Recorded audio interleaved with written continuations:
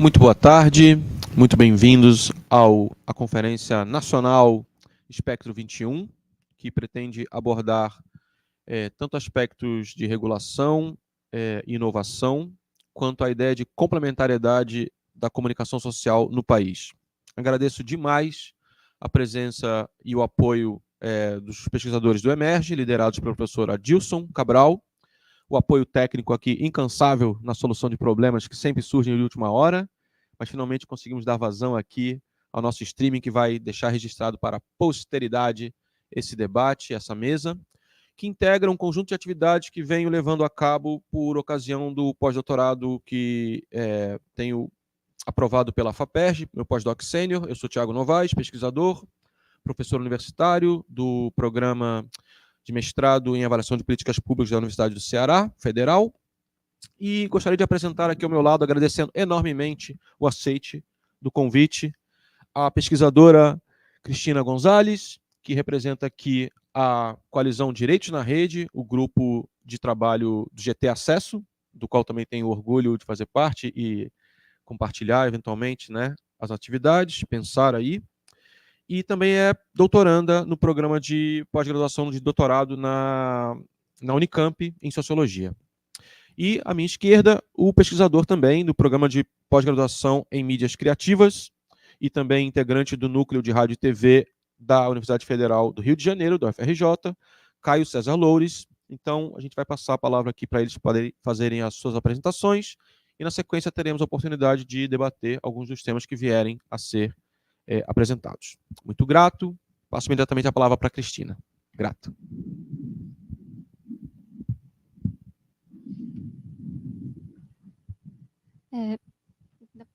Boa tarde, né, então, a todos, todas e todes. Eu sou a Cristiana Gonzalez, como o Tiago apresentou. Eu faço parte da Coalizão Direitos na Rede, e eu queria começar falando um pouquinho do trabalho da coalizão, né, do GT Acesso. A Coalizão Direitos na Rede é uma articulação de várias organizações não governamentais, institutos de pesquisa, ativistas e movimentos sociais, voltado para a defesa, né, dos direitos digitais na rede. Então, a gente trabalha em várias frentes, numa delas desde privacidade, saúde digital, cibersegurança, inteligência artificial, liberdade de expressão e eleições. E a gente tem o GT Acesso, que trabalha com questões relacionadas ao acesso à internet, e é nesse grupo que eu atuo como consultora, né? Então, meu trabalho é fazer notas técnicas, né? Colaborar com a estratégia, né, do grupo e pensar ações de incidência. Daí, quando a gente fala em ações de incidência, geralmente a gente trabalha com políticas públicas, né? Questões legislativas e judiciário, né? Claro que ultimamente a gente tem pensado em radicalizar um pouco a nossa ação, porque, enfim, faz parte um pouco do contexto que a gente vive hoje, da relação com a Anatel e com o Ministério das Comunicações. Então, onde que a gente trabalha assim, né? Então, a gente trabalha mais ou menos com a situação no Congresso, com projetos de lei, né? Hoje a gente tem um projeto de lei sobre TICs nos municípios, né, que prevê um recurso para que cada município, cada município desenvolva a sua infraestrutura de internet e receba recursos para isso, que essa infraestrutura ela possa ser compartilhada. Esse projeto atualmente está na Comissão de Comunicação da Câmara, e atualmente está parado, porque, enfim, agora vem eleições, e ainda mais eleições municipais, então ele está um pouco parado, e, enfim, a gente não sabe ainda como que vai ser agora nesse segundo semestre.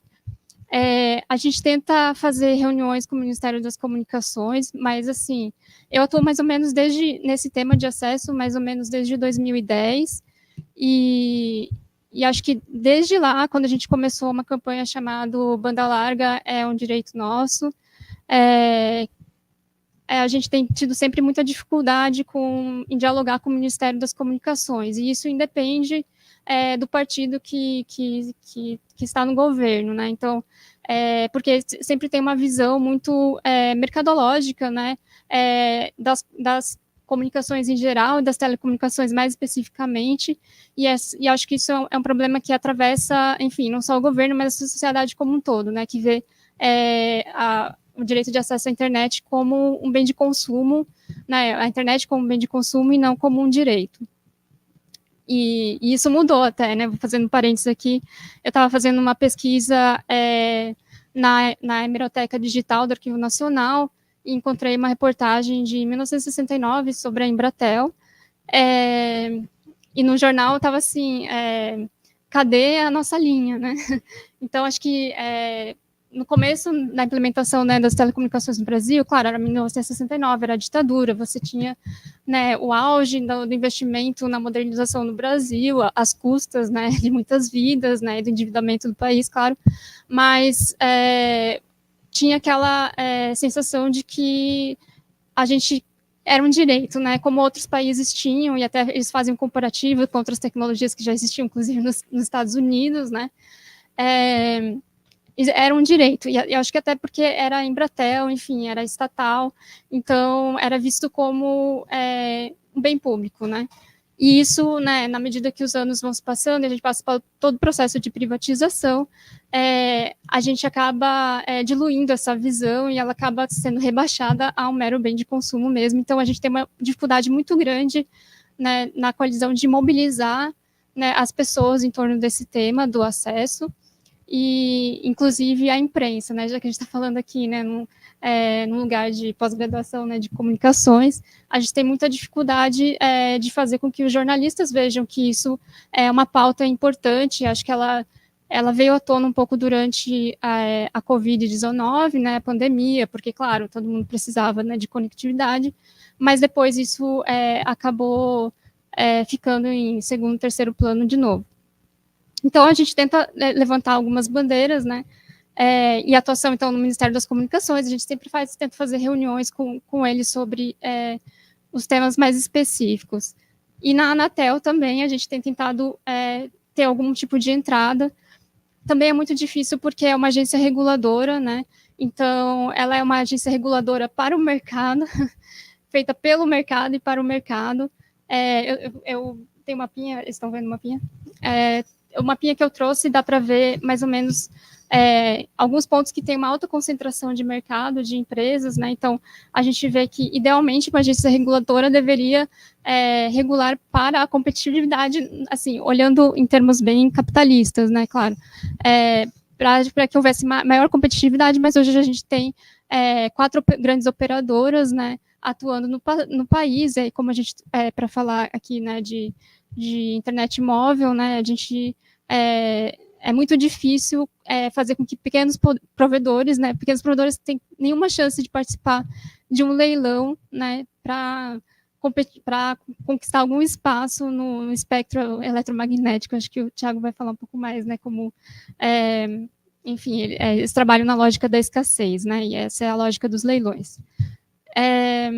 Então, a Anatel é uma agência bastante fechada, ela é composta por servidores públicos, né, e pessoas indicadas. E aí é que começa o nosso problema, né, porque você tem o conselho diretor, né, que é composto de pessoas indicadas pelo governo, sendo que o presidente da Anatel é indicado pela presidência, e esse conselho diretor, ele não tem nenhum escrutínio público, né, tem algumas atas, né, tem algumas agendas que são disponíveis na internet, mas a rigor a gente não sabe exatamente, não tem nenhum controle público, né, e formas de participação social nesse conselho diretor.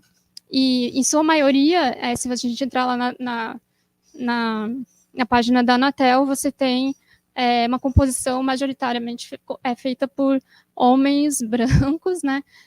Encontrei apenas uma mulher que já foi parte do conselho, e isso já demonstra o quanto que as pessoas que são mais afetadas, né, pela escassez desse serviço, né, que é a internet, não fazem parte, né, do processo de regulação do serviço, né? Mas ela tem, a Anatel, enfim, ela tem uma ambição muito grande de tentar controlar a internet, regular a internet, enfim. Ela tem se colocado como principal ator nesse campo, tem tentado querer se envolver em discussões sobre inteligência artificial, sobre liberdade de expressão e eleições e tal. Enfim, ela tem tentado ganhar maior proeminência nesse campo, mas não compete à agência a fazer esse tipo de regulação, porque, enfim, a telecomunicações não é a internet e tem uma diferença muito clara nisso, né? Daí a gente pode aprofundar isso na conversa. Então, e ela tem tentado se abrir mais para a sociedade, mas isso alguma ou outra iniciativa muito pontual. Uma delas, bom, a Anatel sempre teve um sistema chamado consultas públicas, né? E, assim, ao mesmo tempo que essas consultas públicas são muito, e aqui eu faço um apelo, né, assim, né, também, claro que, de novo, uma atuação institucional, né, não é nada assim, uma grande alteração estrutural e tal, na agência, mas, enfim, todos os temas de que a agência trata passam por essas consultas públicas, né, e elas são abertas a qualquer um da sociedade, você só precisa deixar o seu CPF, enfim, que é um pouco complicado também, mas qualquer pessoa pode fazer uma contribuição, não precisa ser uma organização, não precisa ser uma empresa, você pode ir lá como um indivíduo, um cidadão, fazer a sua contribuição. O problema é que essas consultas, elas são geralmente muito técnicas, né, e existe muito pouco tempo para que haja um aprendizado sobre o tema. Então, geralmente, quando eles abrem a consulta pública, eles dão um período de 30, no máximo 60 dias, quando algum grupo, né, de pressão demanda mais tempo e tal, para algum tema assim, que tenha mais tensões, mais disputas. Mas, geralmente, você tem 30 dias para elaborar a sua contribuição, e o único documento que você tem à sua disposição, eles chamam de análise de impacto regulatório. E essa análise é uma análise do setor técnico da Anatel, e que já dá uma direção, né, para como você pode contribuir ou não. Então, aquilo já amarra mais ou menos. Então, se você propor, por exemplo, a gente tinha... acho que de uns 2, 3 anos atrás, né, eu e uma outra organização chamada Instituto Bem-Estar Brasil, a gente começou a olhar detalhadamente os temas das consultas públicas, porque você tem um planejamento anual, né, ou bianual, de quais vão ser os temas na agenda, e tentar ver onde que a gente podia interferir em benefício, por exemplo, das redes comunitárias, né, e aí a gente achou vários pontos, né, e a gente começou a fazer reuniões com as superintendências da Anatel, a gente fez contribuições, mas nenhuma das nossas contribuições eram acatadas ou foram acatadas, né, porque eles falaram assim, de acordo com o relatório, né, de análise, o relatório de análise de impacto regulatório, essa contribuição que vocês fizeram não faz sentido, né, então, e aí a gente acabava... enfim, perdendo, porque geralmente como essas consultas funcionam também é que as operadoras, elas contratam várias consultorias e elas fazem muitas contribuições, assim, tipo, você olha e dá uma impressão de que uma massa de pessoas, né, de intenções está ali querendo alguma coisa, como, por exemplo, agora, na discussão mais recente do Wi-Fi 6, que a gente também pode conversar mais adiante. Então, existem essas consultas públicas, mas, assim, é difícil, mas é um pouquinho um lugar onde a gente tenta ocupar, de alguma forma. Tem também o conselho diretor e tem o conselho consultivo. Atualmente, eu faço parte desse conselho consultivo. Ele também é por indicação da Presidência da República, mas você monta uma lista tríplice, né, com outras organizações, indica seus nomes, manda para o Ministério das Comunicações, né, até foi uma surpresa, meu nome está lá, mas enfim. Então, você pode escolher os representantes da sociedade, que é a representação que eu ocupo agora, tem o representante dos usuários também, que dá para participar, daí tem empresas e software, enfim, mas acho que usuários e sociedade é onde a gente consegue ter mais entrada, né? Então, acho que é um espaço que a gente está tentando ocupar agora, e a Anatel está deixando, porque, enfim, eles querem parecer que eles são transparentes e democráticos e participativos e tal, né? Porque eles querem ocupar esse lugar de regulação da internet. Mas, enfim, a gente está se aproveitando deles, eles estão se aproveitando da gente, e está tudo bem. Esse é o jogo político institucional, né? Então, a gente tenta atuar dessa forma, né, com essas instâncias. Daí, eu queria falar... Quanto tempo ainda tem? Eu queria falar tem vários temas aí que a gente tem tratado. Um deles é a questão... É uma campanha que a gente organizou. A gente não, Instituto IRIS e o IDEC de São Paulo, IRIS de BH, né? Acho que é Instituto de Referência Internet e Sociedade, o IRIS, e o IDEC é o Instituto Brasileiro de Direitos do Consumidor. Eles elaboraram uma campanha junto com a Coalizão de Direitos na Rede, que chama Libera Minha Net, né? Qual que é a questão, né? Então, é isso, você não tem uma participação, vamos dizer, popular na Anatel, então os regulados não estão representados, né? Quer dizer, os mais afetados não estão representados, os regulados estão bem representados na Anatel. As operadoras têm uma grande entrada lá, inclusive tem uma espécie de roda porta giratória, né, em que você tem muitos, inclusive, servidores públicos, né, da Anatel, que passam a trabalhar no setor de telecomunicações. Você tem, inclusive, ex-presidentes da Anatel que trabalham atualmente para as operadoras, então ele acaba sendo um degrau na carreira de algumas pessoas, né, que passam pelo serviço público e acabam migrando para o setor privado, dentro do setor, então eles meio que tentam fazer a sua carreira lá dentro enquanto eles estão na Anatel.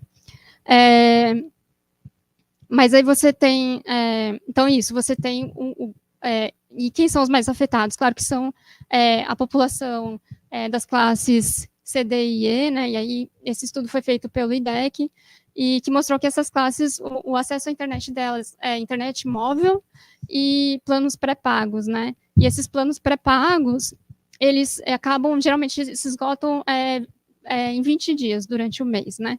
E aí, o que acontece quando o plano pré-pago se esgota, né? Você tem acesso a alguns aplicativos. Esse modelo não era assim desde sempre, quando como se iniciou a comercialização da internet móvel no Brasil. Se não me engano, acho que foi a partir de 2011, mais ou menos, que eles começaram a instalar esse modelo, achando que eles iam conseguir, eles, assim, operadoras, né, achando que eles iam conseguir algum dinheiro a mais, né, das empresas de internet, vamos dizer assim, Facebook, na época era Twitter, né, OGX, donas desses aplicativos, né, que chegam, vamos dizer, gratuitamente, entre muitas aspas, ao consumidor, às pessoas, quando acaba o seu plano de internet. Mas o que a gente considera isso é uma quebra de neutralidade de rede, né? Neutralidade de rede, em termos bem gerais e um pouco raso, é que todo pacote dentro da internet ele deve ser tratado da mesma forma por quem está operando a rede, né? Então, você não pode privilegiar um pacote porque ele vem de uma determinada, uma informação, vamos dizer assim, né, um dado, porque ele vem de uma determinada empresa, vamos dizer, você não pode atravessar os dados que vêm do Facebook de uma forma mais rápida do que os dados que vêm do TikTok, por exemplo, né? Ou você, a não ser por umas questões que eles chamam de técnicas, isso está na lei mesmo, a não ser que seja uma questão assim, tipo, você passa mais rápido, em picos, né, de internet, você passa mais rápido o vídeo do que o e-mail, né? Então, porque por uma questão de acessibilidade mesmo, né, de você precisar que os pacotes de vídeo cheguem mais rápido do que o de e-mail, que você pode receber de uma maneira mais lenta. Você vai receber uma internet desfigurada, daí fica difícil, né, entender. Então, esse princípio, bom, enquanto você está lá no seu plano de pré-pago, tudo bem. Estão passando todos os dados, você está recebendo todos os aplicativos, você tem acesso à internet como um todo. Quando acaba, o que eles fazem? Eles barram todas as outras informações e aplicações e sites, etc., e deixam passar sem pagar, né, alguns aplicativos com quem eles têm acordo. Então, claro que isso, na concepção enfim, mais ou menos consensual que a gente tem, é que isso seria uma quebra desse princípio de que todos os pacotes deveriam ser tratados de maneira equivalente, igualitária, né? E isso é ilegal também, né? De acordo com o Marco Civil da Internet, e a Anatel, que seria responsável, né? E ela é responsável por lei, né? O decreto que regulamenta a Lei Geral de Telecomunicações, que fez alteração, né, nessa questão da neutralidade de rede, prevê que a Anatel deveria regular e fiscalizar isso, e ela nunca fez, né? E aí, qual que é o impacto? A gente tem... bom, a gente viu aí nos últimos anos a questão das fake news, né? Que você tem acesso à informação via alguns aplicativos e você não tem como confirmar isso, porque provavelmente você não vai conseguir, o seu plano está esgotado, ou ele vai contabilizar, vai descontar do seu plano. Então, geralmente você acaba usando um conjunto muito pequeno, né, de aplicações, e isso gera mais monopólio ainda. Então, essa campanha Libera Minha Net é que esse modelo, né, seja eliminado, que ele não seja mais aplicado, e aí, enfim, o que a Anatel e as operadoras falam? Assim, eles chamam isso, na verdade, de cesta básica da internet, né? Que é meio assim, que eles falam assim, melhor ter um pouquinho, ter um WhatsApp, do que não ter nada, né? Mas a nossa proposta é que, bom, já que ele está deixando passar, né, o Facebook... Quer dizer, estou falando do Facebook, mas não sei se as pessoas usam isso ainda, assim. Mas eu sei que hoje tem outras aplicações, Instagram, eles fazem acordos com universidade, tem vários aplicativos que eles fazem acordos e que deixam, oferecem de maneira gratuita, entre aspas, né, dentro de um pacote. Então, o que a gente propõe, né? Então, quando estão passando isso, você está passando dados de qualquer forma, né? Então, já que você está passando esses dados, por que não deixa todos os dados passarem? E a nossa proposta é mais ou menos uma velocidade. Você reduz a velocidade, né? Mas você deixa a internet funcionando, né? E a nossa proposta é de 50 megabits por segundo, né? Então, que é uma viável, né? É uma velocidade viável para o usuário e é viável para a operadora. Até porque esse modelo de negócios, você não tem nenhuma... Porque outros argumentos que as operadoras falam e usam é que é muito caro, é muito caro, isso geraria um congestionamento de rede, mas você não tem, eles nunca apresentam nenhum dado que comprove que isso está acontecendo. Né? E aí isso desemboca numa outra estratégia que as operadoras estratégia não, é mais um discurso, né, que as operadoras vêm disseminando para pressionar, enfim, e a Anatel absorveu isso, obviamente, que é o que a gente chama tem sido chamado, enfim, aqui no Brasil a gente chama de taxa de rede, tem algumas pessoas que chamam de pedágio na internet, ou na palavra em inglês, mas acho que é uma expressão meio distorcida, que chama fair share, né, tipo, como se fosse uma taxa justa, né, vamos dizer assim. O que é isso? Eles querem começar a cobrar, eles viram que esse modelo, né, a gente chama de zero rating, né, que é você oferecer alguns pacotes, algumas aplicações de uma maneira gratuita, eles viram que isso gerou uma grande concentração, né, no mercado, em algumas empresas de internet. Claro que não foi só isso, e essas empresas, enfim, ganham muito mais que as operadoras, embora os lucros das operadoras sejam bilionários ainda, né? Então, eles viram isso e agora eles estão tentando competir com isso e querem começar a cobrar dessas empresas de internet uma taxa a mais para que elas usem a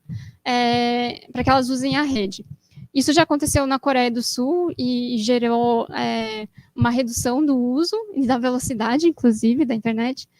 E aí aqui eles querem implementar isso, mas você também não tem nenhuma justificativa. Por quê? Porque essas empresas, elas já pagam, né, para usar essa infraestrutura. Você, de novo, não tem nenhum dado que mostre que essa infraestrutura estaria congestionada, porque é o exemplo que tem sido usado, inclusive, pelo presidente da Anatel. Ele citou, acho que uma vez, um exemplo falando que em algum jogo você teve um congestionamento de rede que foi transmitido e tal, mas são exemplos, né? Exemplo não prova nada. Então, eles não têm dados para falarem disso, eles só querem cobrar um imposto a mais, né? Porque as operadoras, enfim, não querem investir em rede.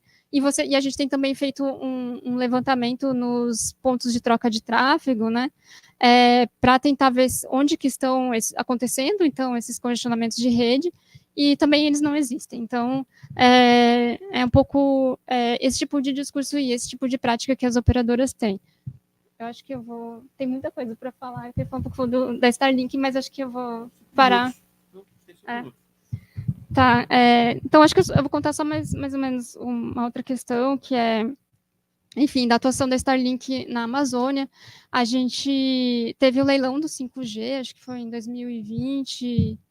Foi em 2020, e o leilão previa uma contrapartida, né, de investimentos na Amazônia. É claro que em Infovias, né? Mas claro que, enfim, isso é mais um recurso desperdiçado, né? Um recurso público desperdiçado, porque, em tese, você já poderia ter o Brasil inteiro fibrado, né? Pelas inúmeras contrapartidas que as operadoras, historicamente, deveriam ter oferecido ao público, né? Mas, enfim,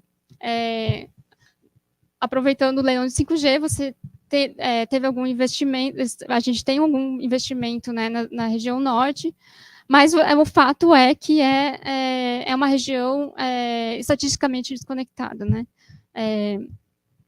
Então, e o que tem acontecido, né? Em 2022 veio a Starlink, fez alguns acordos com o Ministério da Educação, mas, enfim, ela entrou no mercado, e aí depois veio a Anatel tentando regulamentar e tal. Ela não está fazendo nada ilegal em termos de regulação, mas o que tem acontecido é que ela tem uma prática de mercado super agressiva, oferecendo velocidades, né, altas, né, eu anotei aqui 100 megabits por segundo, né, então uma velocidade bem alta de download, por R$230, oferecendo, só vendendo o conjunto, você só tem que pagar uma vez, né, o kit, né, que eles falam, kit de internet satélite, né. Mas qual que é o risco? E eu acho que isso conecta bastante a nossa questão aqui, né, do acesso à internet com a questão do meio ambiente, que o uso dessa rede da Starlink por garimpeiros e para invadir e coletar dados, né, das populações indígenas na Amazônia. A gente organizou um seminário em Brasília, em maio, e uma liderança indígena do norte do Amazonas, dos Mundurucus, ele contou uma história, e acho que eu só contar essa história, daí depois a gente pode falar mais sobre isso, sobre os léus, sobre, enfim, toda a discussão internacional que está acontecendo com o satélite também. Ele falou que uma vez, né, um deles estava caçando, né, na floresta, caçando macaco, daí ele conseguiu pegar o macaco, ele conseguiu pegar o macaco, ele ficou preso na árvore, e aí ele foi tentar, né, tirar, daí ele avistou tipo uma caixa de metal. Ele falou, a gente não tinha nem vocabulário para descrever aquilo, porque a gente nunca tinha visto aquilo, né. E aí, né, essa pessoa foi correndo, né, para a aldeia, e aí chamou todo mundo, e todo mundo começou, a aldeia inteira começou a fazer uma busca, né, na região deles, para ver se tinha mais daquilo, e eles encontraram umas 16 daquela caixa. Daí eles contactaram, né, a FUNAI, né, mas assim, tudo em segredo, né, para tentar descobrir o que era aquilo. Então, chegou-se à conclusão, né, que provavelmente era, né, um equipamento, né, de transmissão via satélite, mas que também estava coletando dados, né, das aldeias e da região, dados, inclusive, sobre o solo, né. Então, daí ele conta, até um pouco engraçado, que ele fala assim, apareceu um empresário lá dos Estados Unidos, tal, querendo pegar o equipamento de volta, e aí a FUNAI, eles não deixaram, eles falaram que não iam devolver, e falaram que, enfim, mandaram para o Ministério Público, eu não sei como essa história se desenrolou, né, mas, enfim, mandaram para o Ministério e não devolveram o equipamento e pronto. Então, quando a gente não investe na infraestrutura de internet, quando essa infraestrutura ela não está regulada, né, de uma maneira que ela seja voltada para o interesse público, né, esse tipo de situação acaba acontecendo, a gente coloca em risco, enfim, não só o acesso como um direito, mas até, enfim, a proteção da floresta e etc. e tal. Então, acho que é um pouco isso. Mas, nossa, tem muito mais para falar. Continua. Obrigado.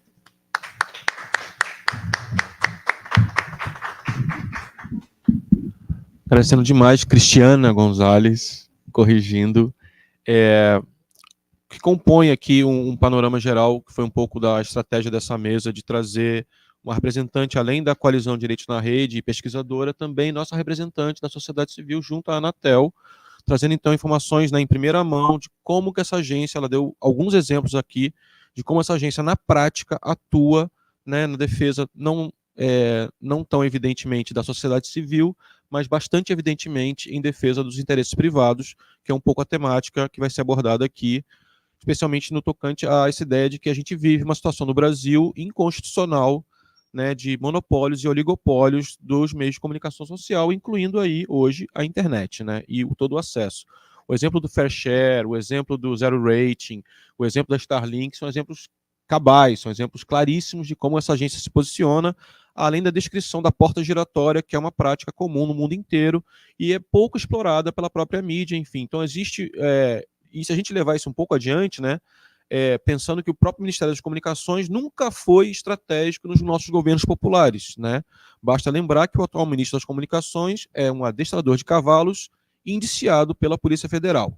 Então, assim, a situação da comunicação no Brasil é grave, é gravíssima, e o desafio da gente pensar alternativas para isso perpassa não só uma atuação mais voltada para o interesse público da Anatel, que é uma agência reguladora que deveria se voltar para a sociedade civil, mas também que os nossos meios de comunicação e a sociedade civil se engajem, né, no entendimento de que a comunicação é central num projeto de democratização da sociedade brasileira, né? E que o que está em jogo aí não é apenas o oligopólio, o monopólio inconstitucional, mas, como trouxe bem a crise aqui, a própria situação da Amazônia brasileira, que hoje está tão em voga, a gente fala tanto, né? A gente vai ter a COP25 em Belém, etc. O Brasil vai sediar e, de fato, a infraestrutura de comunicação da Amazônia está na mão de uma empresa privada, né, colhendo dados, enfim, todo o aspecto da mineração está envolvendo a extração de ouro em terras indígenas, ou seja, a situação é mais do que grave, é gravíssima.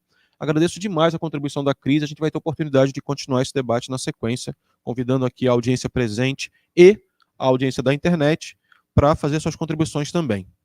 Passo a palavra, então, ao Caio César Loures, aqui do Núcleo de Rádio e TV da UFRJ, que vai, enfim, tem sua palestra, pensando também, já começando a abordagem aqui da proposta do futuro, do espectro, né, do rádio digital, da radiodifusão digital interativa do futuro. Contar um pouco para a gente, enfim, está livre a palavra, mas trazendo um pouco dessa perspectiva também que a gente, né, tem muito interesse em pensar também para adiante, né? Não só os problemas que vivemos, oligopólio, monopólio inconstitucional, mas também que possibilidades a gente aponta aí para a radiodifusão do futuro.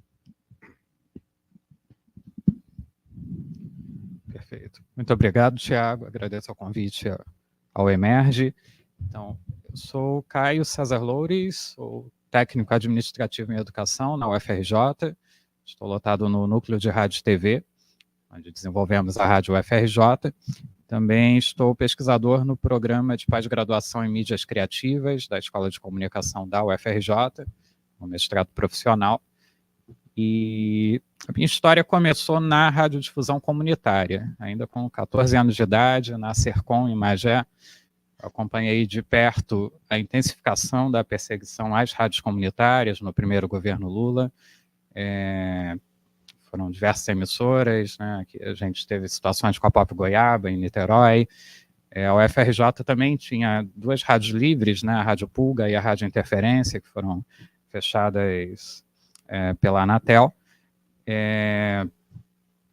Nesse meio tempo, eu vim a ser servidor na UFRJ e acompanho desde o início do projeto da rádio educativa, pública, né, universitária. Mas eu vou voltar ainda mais atrás.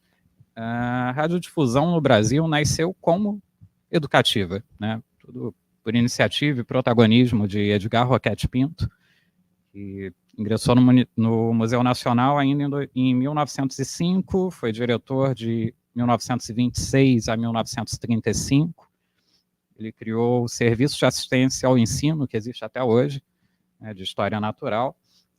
Promoveu diferentes eventos de natureza científica e cultural, recebeu Santos Dumont, Albert Einstein, Marie Curie durante a sua gestão, e a partir da experiência na Expedição Rondon, ele já reconhecia a importância da telegrafia na integração das regiões mais remotas do país. E em 1922, durante as comemorações do centenário da independência do Brasil, ele já percebia a importância de uma nova invenção que estava surgindo ali, o rádio. A Rádio Sociedade do Rio de Janeiro foi, então, criada em 1923, foi uma das primeiras emissoras brasileiras, tem uma disputa aí no campo, né, os pesquisadores da área consideram que a Rádio Clube de Pernambuco é anterior, mas não importa. Então, a Rádio Sociedade foi criada pelo Roquete Pinto, com Henrique Moritz, que era, na época, presidente da Academia Brasileira de Ciências, também diretor do Observatório do Rio de Janeiro. E a criação da rádio se deu na Escola Politécnica, no Largo de São Francisco, que depois também veio a integrar o FRJ, assim como o Museu Nacional. Naquela época, a utilização do rádio era proibida por lei, dado o caráter estratégico, né, ali na conotação da Primeira Guerra Mundial. Então, podemos considerar que, nesse contexto, foi um ato de desobediência civil. A primeira rádio não só pública, educativa, mas também livre. Lapso de tempo, então, tivemos essa situação na UFRJ ainda em 2008, por aí, teve fechamento das emissoras livres, mas isso gerou, então, um litígio, né, junto à AGU, na Câmara de Conciliação e Arbitragem, que levou a um termo de conciliação onde a UFRJ se comprometeu a não permitir mais esse tipo de atividade ilegal dos estudantes, mas o governo iria se empenhar em criar condições para ter um canal educativo, público, né, institucional. Então, com uma rearrumação no Plano Básico de Radiofrequência do Rio, em 2012, algumas rádios comerciais mudaram o dial até uma rádio pública também, da ABC, e com isso abriu espaço para alguns canais e foi concedido, então, ao UFRJ, o canal 205, que é o 88.9 FM, para ser executado em parceria com a EBC. A lei vigente, na época, já obrigava que todo novo canal fosse destinado à Empresa Brasil de Comunicação, para ser operado em parceria com a universidade, através de uma portaria de consignação, então, em 2014, o ato de autorização saiu em 2015, e nessa época a UFRJ tinha no seu plano diretor a destinação ao Fórum de Ciência e Cultura, né, dessa responsabilidade de executar os serviços de radiodifusão sonora, edições e imagens, mas a radiodifusão sonora terrestre acabou chegando antes. Então, o Fórum de Ciência e Cultura, que tem esse caráter de articular a divulgação científica, a difusão cultural para dentro e para fora da universidade, articular os vários centros, né? Ele tem status de centro, mas não é reitoria, então tem uma independência acadêmica, inclusive. Então, foi bem estratégico ter a Rádio UFRJ ali no Fórum de Ciência e Cultura, para garantir até a autonomia administrativa, editorial e também acadêmica. Então, a rádio conseguiu o caráter de órgão suplementar em 2018, né, com uma emenda no regimento, no Estatuto da Universidade. Nós captamos recursos, o deputado João Willis, na época, destinou várias emendas parlamentares durante aquela legislatura para investimentos e aquisição dos equipamentos.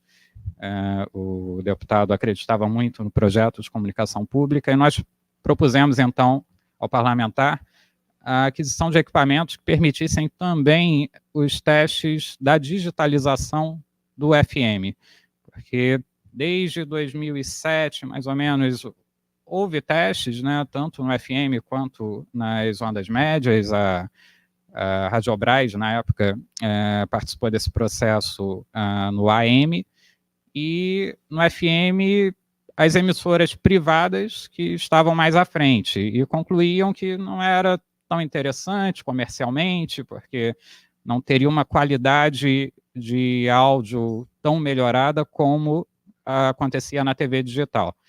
Mas rádio digital vai muito além disso, né? Não estamos falando somente de melhoria de som. Eu vou falar um pouco mais sobre isso mais à frente. Mas Então, nós, a partir das emendas parlamentares do deputado João Willis, pudemos adquirir os transmissores totalmente preparados para as transmissões em modulação digital, inclusive em simulcasting, que já se mostrava uma possibilidade real, né, pelas experiências dos outros países que adotaram os padrões. Então, nós temos esse parque de equipamentos já pronto para operar tanto em DRM Plus quanto no HD rádio, além da transmissão FM analógica. E desde então tivemos muitas dificuldades, muitas crises na EBC, várias trocas de presidência, crises no governo, na SECOM. Então foi difícil, né, e também não houve investimentos, muitos cortes nas universidades, contingenciamentos constantes, questões também internas na própria universidade, mudanças de reitoria, mudanças de prioridades. Então, até hoje estamos ainda em processo de licenciamento, né, tem ajustes no projeto técnico que serão necessários, mas o plano é operar em FM, realizar os testes, solicitar licença experimental. Temos um núcleo de rádio e TV que está aberto a pesquisadores, pesquisadoras de todo o país, possam colaborar e trazer projetos, trazer novas pesquisas, né? A rádio hoje só existe, os equipamentos só foram adquiridos a partir desse caráter de pesquisa e inovação, né? Senão não seria possível nem mesmo a importação sem os custos, né, com a desoneração, porque não teria um caráter científico. Então, nesse momento estamos com esse processo, mas enquanto isso estamos operando em webcasting, podcasting, desde 2019, teve um caráter importante, aí também uma função durante a pandemia, no combate à desinformação. Temos o contrato de operação e coprodução celebrado com a empresa Brasil de Comunicação, e formamos um primeiro conselho curador, que eu penso que ainda está muito aquém do ideal. Penso que qualquer emissora pública tem de seguir os princípios da lei que criou a EBC, né, lá em 2008, que previa um conselho curador atuante, representativo, diverso, né, com representação de diferentes segmentos da sociedade civil, do campo das artes e do movimento, né, da luta da democratização das comunicações. Infelizmente, após o governo Temer, teve um desmonte do conselho, e isso ainda não está bem resolvido até hoje, mas é fundamental ter um controle social, assim como uma ouvidoria também atuante, né, que receba as contribuições da sociedade e que reflita para dentro também como ombudsman, né, refletindo sobre a própria programação. Então, atualmente nós temos o conselho, temos editais, já estamos na segunda gestão do conselho curador, mas ainda não é um conselho tão diverso quanto nós gostaríamos. Isso também é importante, o engajamento dos movimentos sociais, né, como ocorria com o conselho da EBC, para ocupar esse espaço, que é da sociedade civil. E eu penso que também um outro desafio para a Rádio UFRJ é ter mecanismos de democracia interna, como, por exemplo, mais básico, eleição para o dirigente, como todo órgão da universidade tem seus dirigentes eleitos. Os órgãos do Fórum de Ciência e Cultura, por decisões das últimas gestões na reitoria, têm dirigentes indicados pela reitoria. Então, isso acaba atrelando o mandato do diretor da reitoria vigente e cria outros problemas, né, de democracia interna. Além disso, integração com outras instituições de ensino. Essa é a primeira rádio educativa de universidade no Rio de Janeiro. A gente já teve uma na Estácio, uma universidade privada, mas depois virou uma rádio religiosa, né? Atualmente está a cargo de uma denominação religiosa.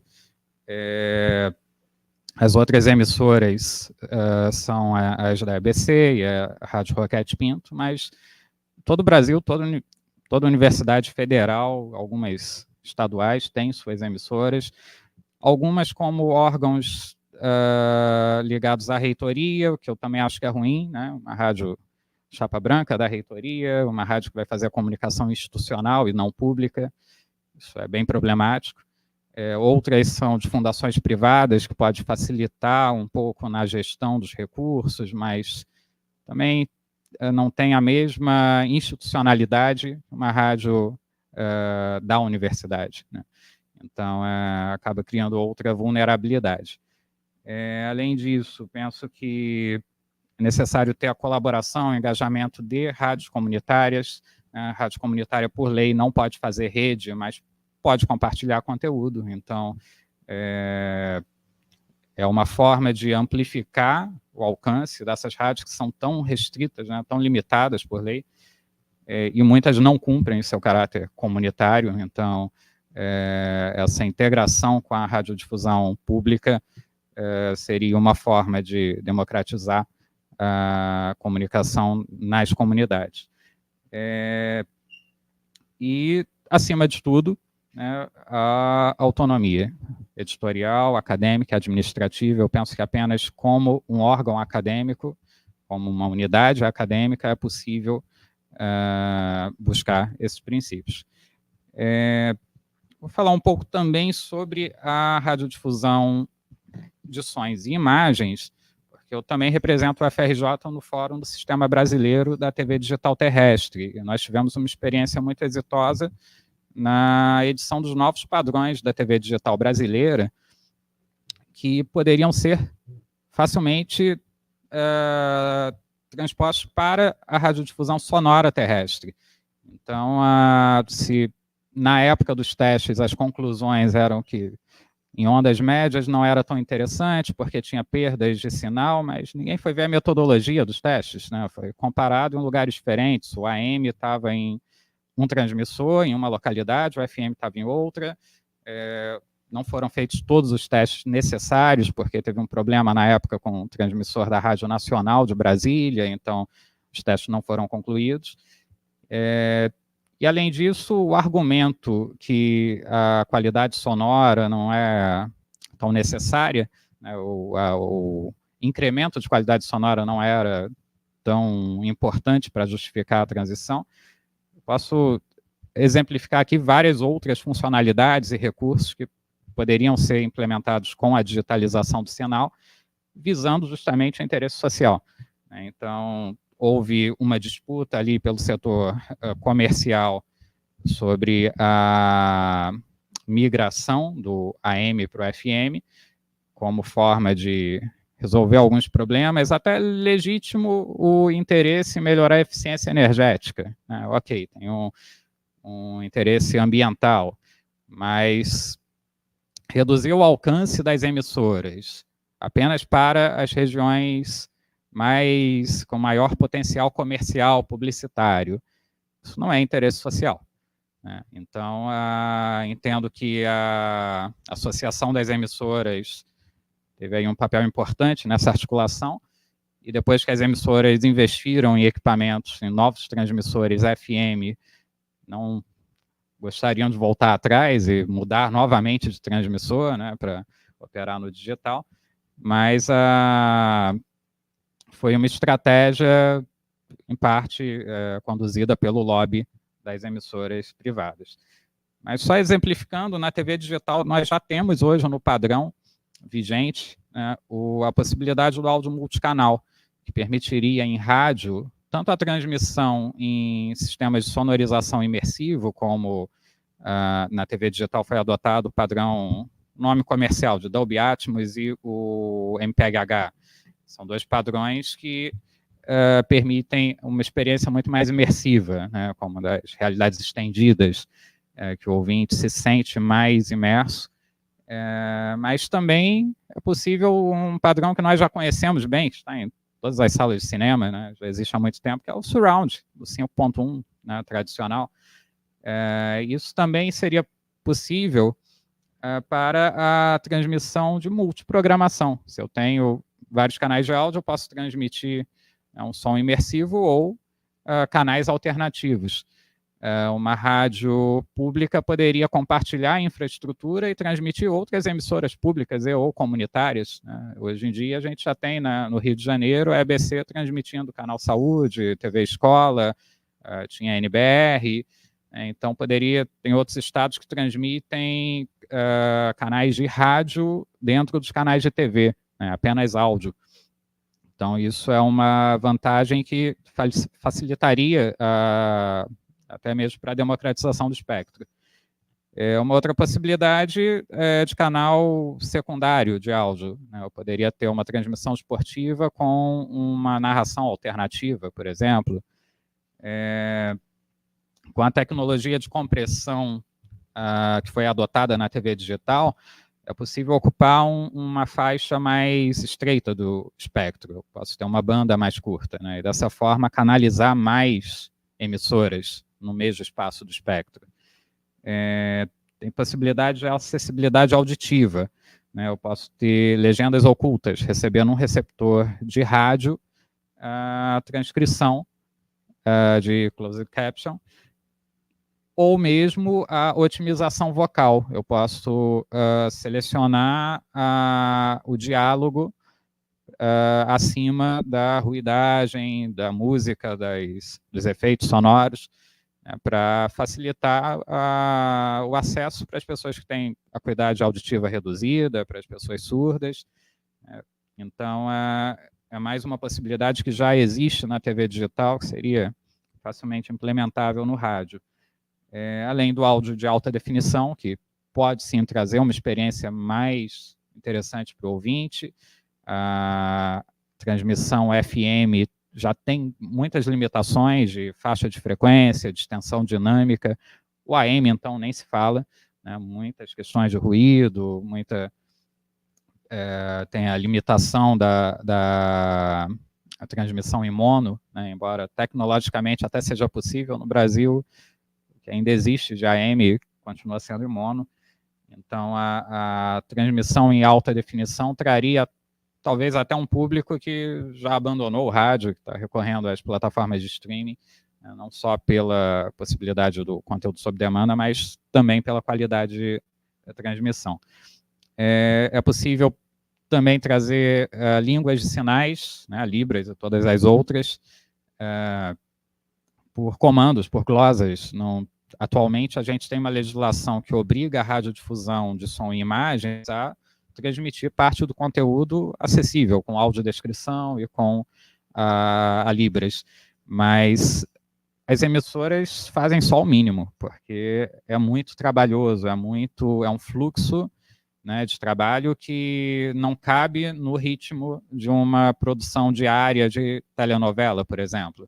Então, a transmissão de linguagem de sinais a partir de comandos, de glosas, é automática, né? Eu não preciso ter essa gravação prévia, essa produção em estúdio, que também para o rádio seria necessário, dado o caráter, a velocidade da radiodifusão sonora. A possibilidade de transmissão de alertas de emergência. Nós tivemos vários desastres naturais, que a primeira coisa que para de funcionar é a telefonia, é a internet, né? As antenas, a forma que a tecnologia está estruturada, né, é muito vulnerável a essas catástrofes naturais. Então, em vários países, os fabricantes foram obrigados por lei a liberarem os chips de recepção FM nos telefones celulares, que na maioria dos casos os chips já existiam, mas eram bloqueados por software, né, porque o rádio ainda é o meio mais estratégico para lidar numa situação de calamidade pública. E esse foi o argumento central, até mesmo nos Estados Unidos. É um país que é difícil de regular, né, as comunicações, mas tiveram êxito nisso. México, Argentina, vários países tiveram essa experiência e o rádio tem esse caráter estratégico por isso. Mas no rádio digital, não apenas a transmissão de informações é possível, né, por meio da voz, mas também é possível disparar sirenes, disparar displays, visores que transmitam as informações necessárias em tempo real à população, e isso daria mais segurança, né, principalmente nas comunidades em situação de vulnerabilidade. A possibilidade de transmissão de aplicações, transmissão de páginas HTML, sem qualquer conexão à internet, isso tudo pelas ondas do rádio, né, pela transmissão terrestre. A possibilidade de personalização por usuário. Um usuário pode associar um dispositivo móvel, um telefone celular, um tablet, e dependendo do usuário que está ouvindo o rádio, ele vai ter uma experiência diferente, personalizável. Ele pode adaptar os canais de áudio, a escolha da proporção, né? Ele pode refazer a mixagem dentro de determinadas condições de limites colocados pelo radiodifusor, né? Mas o usuário pode ter ali uma liberdade controlada para escolher a melhor forma de receber, de ter essa fruição da experiência da radiodifusão. Então, isso tudo já está na TV digital, estamos trabalhando no próximo padrão, o padrão 3.0, tem propostas ainda mais inovadoras, ainda disruptivas, porque pode ser que mude completamente a tecnologia, aí tem também muita disputa envolvida, mas isso já é uma outra história. Eu vou deixar para o Rafael, que certamente vai trazer muitas contribuições também sobre esse campo. Então, agradeço e fico à disposição para o debate.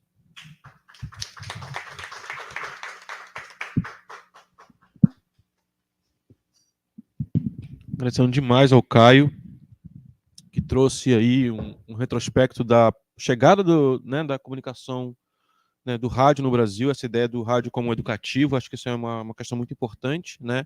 Lembrando, ou seja, a função social que a televisão comercial, que o rádio cumprem hoje, ela é primordialmente educativa, a despeito dela ser comercial.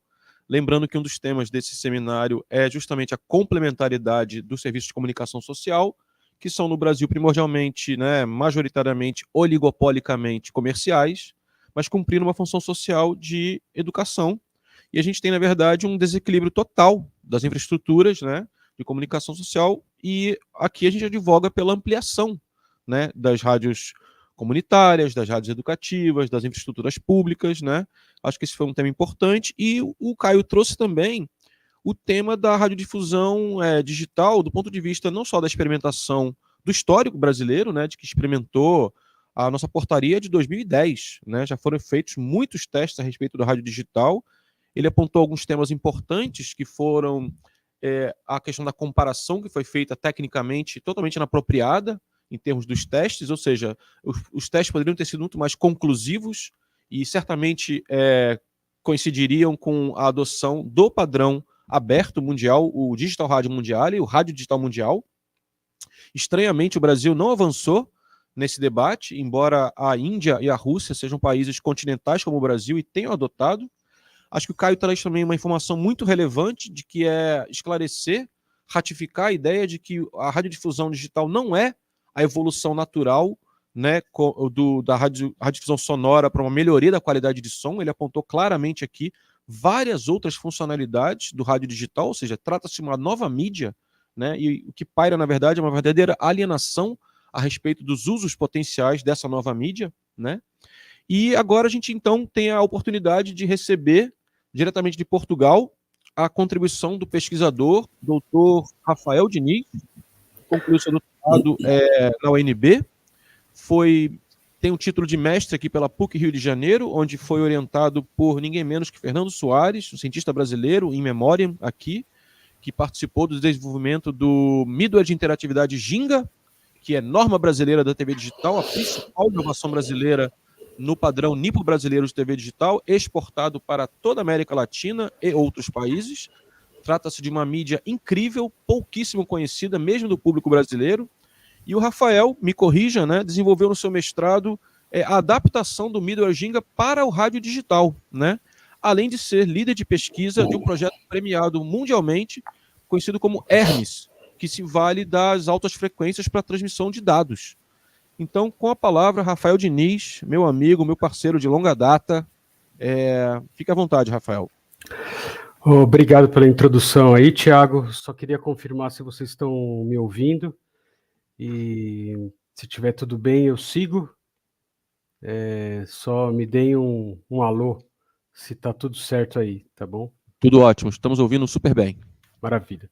Então, eu vou começar pegando a linha que o Caio estava, do Rádio Digital, e depois também eu queria entrar um pouquinho no que a Cris comentou. A Cris falou um pouquinho do Starlink, né? E esse projeto que eu trabalho no Rizomática, que é uma organização sem fins lucrativos que trabalha em prover, em basicamente empoderar comunidades a criar os seus próprios sistemas de telecomunicação independentes e autônomos. E nós temos esse projeto que você citou, que é o Hermes, que é um projeto que é uma tecnologia que permite a comunicação de comunidades na Amazônia, na África Central, seja onde elas estiverem em locais muito distantes, que não têm comunicação, a se comunicarem, né? E de fato se apresenta como uma alternativa ao Starlink, por exemplo, né? Bom, eu vou começar do rádio digital, né? Deixa eu compartilhar aqui minha tela, só um segundinho. Share screen, entire screen. Vou começar uma história de um teste de rádio digital que eu participei no final de 2020, início de 2021, que aconteceu em Brasília, né? Que foi a primeira transmissão de rádio digital em onda curta, no padrão DRM, Digital Radio Mondiale, ou RDM, né, Rádio Digital Mundial, em português, de Brasília para o norte do país, né, para a região amazônica. Né?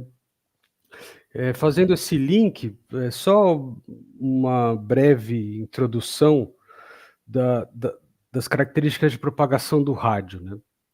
As características de propagação do rádio são um pouquinho diferentes da TV. Né? O rádio ele funciona na banda de VHF, que é o nosso FM, que tem características de propagação mais ou menos semelhante à da TV. Né? No entanto, o rádio também funciona em ondas médias, ondas tropicais e ondas curtas. As ondas curtas, em específico, ela permite uma cobertura muito grande, né, de um território. Né? Então, por exemplo, aqui não sei se vocês conseguem ver o slide que eu coloquei. Imagina que estamos transmitindo aqui da Inglaterra. O sinal de onda curta ele vai até uma camada da atmosfera que chama ionosfera e desce.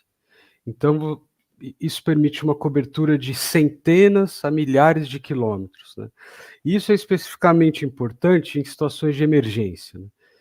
Por exemplo, o que aconteceu no Rio Grande do Sul, recentemente, em que, como o Caio citou, o primeiro sistema que cai é o sistema de telecom, né? Um sistema complexo, de alta dependência de infraestrutura, de cabos de fibra ótica, de enlaces de rádio. É o primeiro que cai. Né? Então, basicamente, inclusive emissoras locais, por causa da enchente, também podem serem afetadas, emissoras de broadcast. Então, as ondas curtas, de fato, se apresentam como uma alternativa a alertas de emergência, por exemplo. Né? Então, o que a EBC fez durante o desastre no Rio Grande do Sul? Ela apontou um dos transmissores de onda curta da Rádio Nacional da Amazônia. Atualmente, a Rádio Nacional da Amazônia opera com 2 transmissores, né, apontados de Brasília para o norte, cobre toda a região norte do Brasil, América Central, América do Norte, né, a cobertura é muito grande. E ligaram numa antena virada para o sul, né, analógico, né, sinal AM. Né. E nós, vendo isso, né, junto com o Lúcio, um jornalista colega do Rio Grande do Sul, Lúcio Rezer, nós pensamos, bom, vamos falar com a EBC para falar sobre o rádio digital. Né. O rádio digital permite que se transmita não somente a informação sonora em AM, com uma qualidade sofrível nos padrões de hoje. O rádio digital permite transmissão de áudio com qualidade CD em onda curta também, né, em onda média, onda curta, faixa do FM, e permite a transmissão de alertas de emergência, né. E, de fato, falamos com um integrante da SECOM e um diretor da EBC, e algo muito estranho para mim, acontece que eles falam que eles não sabem se o rádio digital é bom para o Brasil, né. É como se dissesse que a TV digital não é boa para o Brasil, né. Não, nós queremos que o brasileiro continue assistindo a TV com sombra, chiado, qualidade de imagem ruim e áudio ruim, né. Eles disseram que o rádio digital talvez não seja bom para o Brasil. E eu fico pensando por que isso, né. Bom, vou voltar a isso em breve. Eu gostaria de comentar um pouquinho do teste que a gente fez lá em Brasília, com rádio digital. Esse aqui é um transmissor de rádio digital, feito por uma empresa do Rio Grande do Sul, que chama BT, Broadcast Transmitters, e o equipamento de geração do sinal digital, né, o excitador, o modulador da RM e outros equipamentos, né. As antenas que existem lá em Brasília, no Parque do Rodeador de Onda Curta, é um conjunto de antenas, na verdade, né, que tipicamente se chama de parque de antenas. É um conjunto de antenas da época da Guerra Fria, né, da década de 70, que foram construídas especificamente para combater, para fazer jamming das emissoras comunistas, né, da Romênia, da Rússia, da União Soviética à época, que transmitiam para o Brasil. Então são antenas poderosíssimas, são as mais poderosas do hemisfério sul, e estão lá, ainda existem, né, apesar de todos os pesares, e nós transmitimos com somente 1 kW de potência, na frequência de 11.910 kHz, e aqui tem um receptor de rádio digital que estava nas mãos da professora Josiane, da Universidade Federal do Amapá. Desculpa, de Roraima, perdão. E lá em Roraima, esse radinho digital com uma anteninha simples, recebendo o sinal de Brasília. Esse sinal, além do áudio em alta qualidade, continha algumas fotos, né? 3 fotinhos aqui, e também textos, né? Isso foi se realizar, aqui está a distância da transmissão, mais de 2.300 quilômetros de distância, saindo de Brasília e chegando aqui no norte do Brasil, com alta qualidade, e aqui tem uma tabelinha da qualidade da recepção em dB, né? Então, tudo que está basicamente aqui acima de 8, mais ou menos, aproximadamente, tem recepção perfeita, tá? Então, com pouca potência, né, só para vocês terem ideia, hoje a Nacional da Amazônia transmite com aproximadamente, acho que um dos transmissores está com 50 kW e o outro 100 kW, né? Aqui nós estávamos transmitindo com 1 kW, né? Então nós garantimos a qualidade de sinal, basicamente mais de 80% do dia com recepção perfeita, né, no norte do país, com rádio digital. Então isso é só para aqui o time, né, o professor Plínio, eu, o Flávio Lima, que à época era do Ministério das Comunicações, o Ismar, Adriano, o Adriano hoje é o responsável pelo rodeador, e o Gilvanderson. Parte desse time, com a queda do general do governo passado na EBC, que estava tocando rádio digital no país, caiu, né, do ministério. A partir mais ou menos da metade do governo anterior, a partir de 2021, mais ou menos, o rádio digital foi mais uma vez escanteado. E no governo atual, surpreendentemente ou não, né, como vocês já comentaram, os governos populares brasileiros sempre deixaram a comunicação em segundo plano. Está pior do que no governo anterior, via portal da transparência. eu fiz o questionamento sobre o rádio digital, que, como o Thiago comentou, foi estabelecido em 2010. Né? O ministro Hélio Costa, no último dia de mandato, em 2010, estabeleceu o Sistema Brasileiro de Rádio Digital, e mais de 14 anos depois, o rádio digital ainda não foi definido. Né? E perguntei sobre as atividades do Ministério das Comunicações a respeito do rádio digital. Eles disseram, via portal da Transparência, que são inexistentes. Né? O Brasil não está trabalhando com a perspectiva de digitalizar o rádio, pois, de acordo com o Ministério das Comunicações, não há interesse dos radiodifusores comerciais de que se digitalize o rádio, né? O que é mais interessante é que os próprios servidores públicos da EBC também têm a mesma retórica, né? Que não é interessante digitalizar o rádio. No entanto, na retórica dos gestores da radiodifusão pública no Brasil, é muito feio talvez não seja a melhor palavra, mas é muito estranho a justificativa, né? Porque a justificativa das rádios comerciais é simples, né? Nós não vemos um aumento de lucro caso a gente digitalize. O que é uma visão tacanha, mas é uma posição clara, né? Agora, do radiodifusor público, é muito estranho entender a justificativa, porque não é aceitável, né?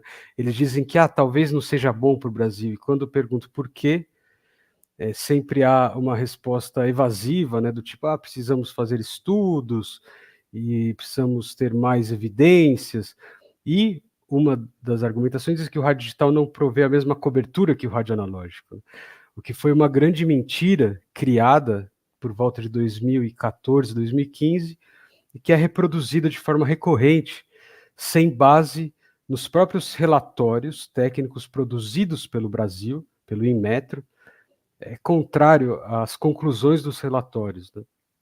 E eu perguntei, insisti, da onde veio essa justificativa que o rádio digital provê uma menor cobertura, e eles citaram uma audiência pública de 2013, se eu não me engano, em que um deputado disse isso, né? E virou uma verdade, inclusive reproduzida por pessoas como a Nélia Del Bianco e outros pesquisadores da área, sem nenhum embasamento técnico, que passaram a repetir a mentira, né, literalmente.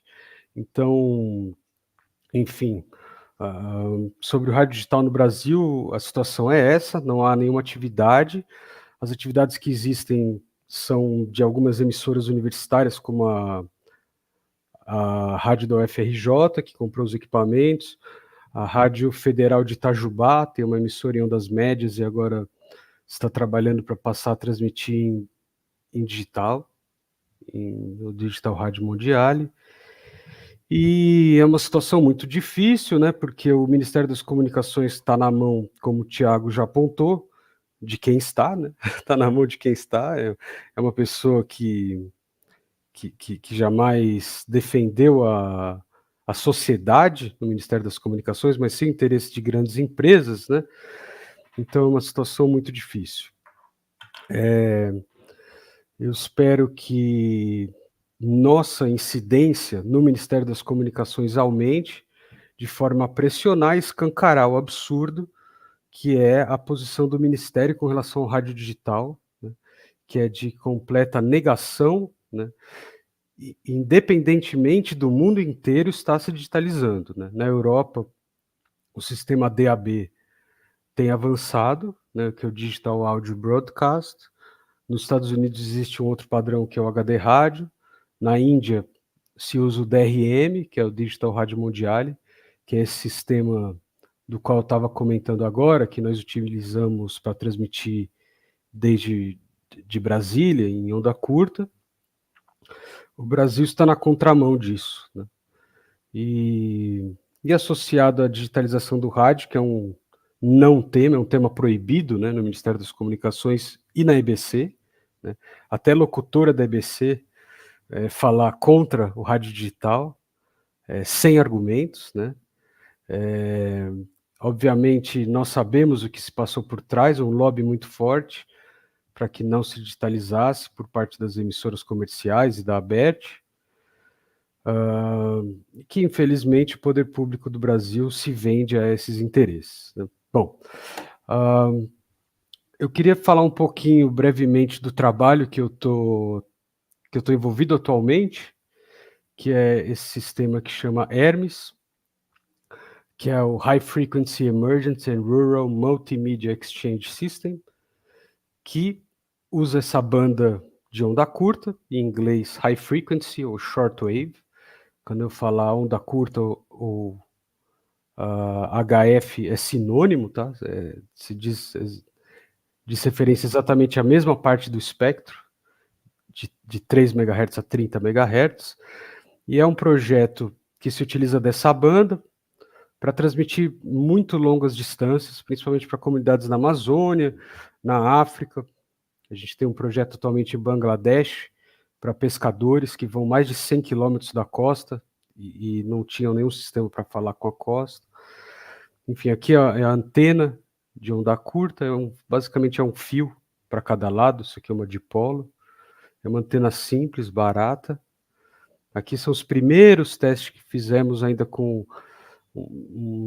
uma ideia que tínhamos desse sistema em 2015, com o professor Francisco Caminati aqui, eu à direita e o professor Francisco, atualmente o professor Francisco, à época ainda não, estávamos ainda na pós-graduação. Os primeiros testes, depois eu entrei para essa ONG chamada Rizomática, nós desenvolvemos um rádio, aqui na Amazônia, o rádio operação, o pessoal erguendo a antena, isso aqui foi em Rondônia. Aqui a versão 2 do nosso rádio, que é as que eu tenho aqui na mesa comigo. O rádio permite transmissão de voz e dados, né? Os dados, atualmente, o principal é troca de e-mail, né? Aqui, só para vocês terem uma ideia, aqui é a cidade de Altamira, em cima. Aqui foi uma rede que nós instalamos, a escala aqui, 60 quilômetros, tem aqui embaixo.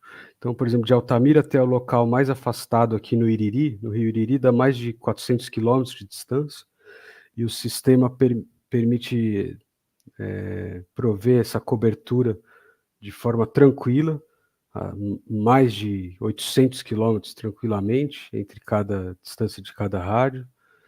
E esse é o sistema que nós estamos desenvolvendo, aqui é a interface do sistema. Você pode escolher a frequência de transmissão, enviar mensagens, receber mensagens, enviar imagens, assim como no broadcast de rádio digital, e falar, né? Então, quem tiver interessado pode entrar em contato nesse projeto. Atualmente nós estamos com um projeto em Santarém.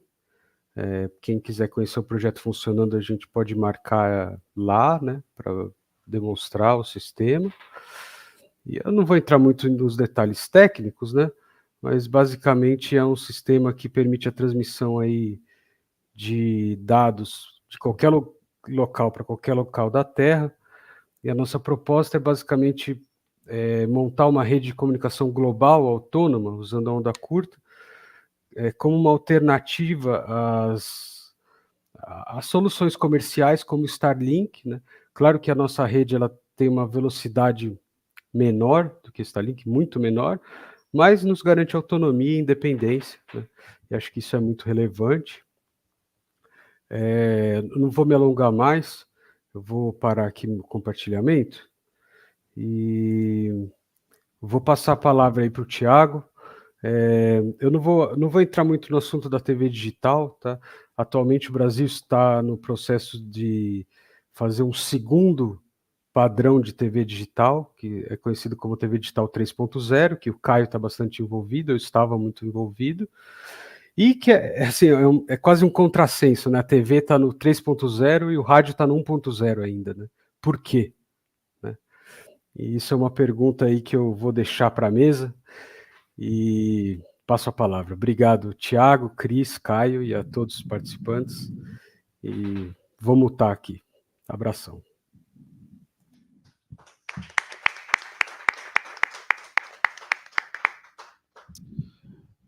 Maravilha, Rafael. agradecendo demais, mais uma contribuição tremenda para o nosso debate, para o nosso entendimento sobre a importância do digital. Nós que somos a única geração que passa por esse momento de digitalização, né? A gente é a geração que passa do analógico para o digital, e eu queria destacar, registrar que isso implica justamente em um conjunto de decisões que vão impactar o futuro das comunicações das próximas gerações, né? E é um momento muito rico e, como foi colocado aqui em diversas, né, num prisma de diversas perspectivas, enfrenta problemas muito grandes, seja do ponto de vista de um predomínio comercial sobre essa inovação, que é um dos temas dessa nossa mesa. Tá ligado? Tá rolando o áudio, tá, né? Quanto a importância da abordagem universitária, né, da experimentação da universidade e do entendimento das novas funcionalidades que o rádio digital e a TV digital implicam na comunicação social, né? E, além disso tudo, o Rafael trouxe aqui, rapidamente, mas fica aí à disposição para esclarecimentos, né, uma possibilidade de um sistema global de comunicação autônomo de dados, né? E que, em contextos de antropoceno, se mostra mais do que relevante, se mostra necessário. Ele está falando de baixo custo e acesso à transmissão de dados além fronteiras, né? Centenas, milhares de quilômetros. Então, assim, quer dizer, as possibilidades do digital são enormes e é espantoso que um país que produz cientistas da qualidade Fernando Soares, de Rafael Diniz, né, nós que aqui pensamos tecnopolítica, etc., existe todo um conjunto de pesquisadores brasileiros envolvidos no desenvolvimento tecnológico. A própria TV digital foi a maior mobilização da academia brasileira desde o projeto Genoma, que culminou aí agora numa TV 3.0, que é conhecida na América Latina inteira. Quer dizer, tem um potencial de acesso a 660 milhões de pessoas, né? Ou seja, estamos falando de um mercado gigantesco, que é possivelmente o mesmo mercado do rádio digital, certo? Porque a América Latina inteira aguarda a decisão brasileira sobre o rádio digital. Então, assim, é muito estranho, para não dizer triste e lamentável, que um país desse tamanho, com a importância que tem, não esteja encampando um projeto de digitalização da radiodifusão com a base técnica, com conhecimento técnico de que já dispõe, né? Então, eu queria passar a palavra aqui à audiência, se alguém quiser fazer perguntas pela internet. Queria comunicar que o professor Sérgio Amadeu da Silveira já se encontra acompanhando a nossa audiência e vai participar da mesa na sequência, pedindo desculpas aqui pelo um pouquinho do atraso da mesa que a gente previa. A gente começou um pouquinho atrasado por conta dos ajustes técnicos, agradecendo todo o empenho que tivemos aqui nessa resolução. Está tudo funcionando, maravilha. E passo a palavra, então, se alguém quiser começar, fazer alguma intervenção, algum comentário, alguma pergunta.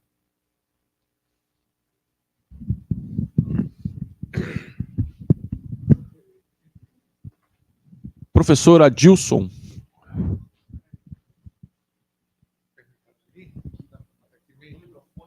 Sim, olhando para lá, para essa câmera aqui, a câmera 2, para a câmera 2. Muito bem, tá, joia. Muito obrigado, gente, boa tarde. Em primeiro lugar, agradecer a presença, em primeiro lugar, e também as palavras, né, as apresentações foram muito bacanas. Rafael, lá de longe de Portugal, também contribuição muito interessante. Também fazer uma fala aqui como, né, anfitrião, assim, pela casa em relação ao grupo, né, de pesquisa médica que eu coordeno e também o IACS, esse espaço bacaninha assim, que a gente tem aqui para oferecer esse seminário, as discussões que estão abrindo, né, o encontro da Compost que começa amanhã. Eu queria fazer uma pergunta para os três e aí gerar também uma compreensão assim, sobre o que a gente está falando em termos de perspectiva de um modo geral, democratização da comunicação, muito em relação às falas que, embora complementares, né, foi muito bacana que são diferentes, mas complementares as falas, mas que trouxeram um aspecto muito comum, transversal, que me lembrou uma perspectiva assim, de debate em torno da democratização da comunicação, que eu tinha muito com o querido Gustavo Gindre, lá nas nossas peleias lá, sobre essa coisa do papel exógeno em relação ao endógeno da comunicação e da militância em torno da comunicação. Ou seja, em cada fala de vocês, se compreendeu a ideia de que é insuficiente a compreensão de uma argumentação em torno da concepção técnica da comunicação, a despeito de uma compreensão de escala sobre a defesa dessa democratização da comunicação dentro de uma base técnica, né? E aí eu estava pensando em dois filósofos, né? Um da minha época de militância, de estudantil, e depois do início lá do Fórum da Democratização da Comunicação, e um outro mais recente, né? Um era o Ras Bernardo, que falava lá no início do Cidade Negra que vamos fazer para nós o que eles nunca fazem. E isso foi atualizado mais recentemente pelo Emicida, como quando ele fala que tudo que nós tem é nós. Então, o que está faltando de uma certa forma é que, por exemplo, na Argentina se conseguiu, no tempo da Cristina Kirchner, a elaboração da lei de serviços audiovisuais lá. Mobilização na rua pela comunicação. A gente não tem passeata aqui. Imagine uma passeata no Brasil sobre a comunicação. A gente teve algo próximo em 2013, quando a mobilização era pelos 20 centavos, e um dos eixos era a questão de, por exemplo, o pessoal no meio da rua, aqui na Rio Branco, pedindo para o pessoal dos edifícios que estavam vendo as passeatas, para liberar a banda larga, para que a comunicação pudesse ser feita, pudesse ser viabilizada. Mas como é que se chega no público geral? É uma pergunta comum. Como é que se converte essa discussão legítima, pertinente sobre a democratização não só da comunicação de um modo geral, mas do espectro particular, em relação às populações que trabalham com as suas várias questões e que precisam e prescindem da comunicação e que compreendem que a comunicação é importante, fundamental para o seu cotidiano. Como é que a gente transforma isso em algo pertinente? Isso a gente chegou a fazer no início dos anos 2000 com um debate sobre o direito humano à comunicação. Quando isso virou, quando virou-se a chavinha do próprio fórum, que veio lá do início dos anos 90, pela democratização da comunicação, para se compreender a comunicação como direito humano, houve um alargamento desse debate para movimentos de mulheres, negros, também o LGBT, que foi o movimento de pessoas com deficiência, em relação à construção da Conferência Nacional.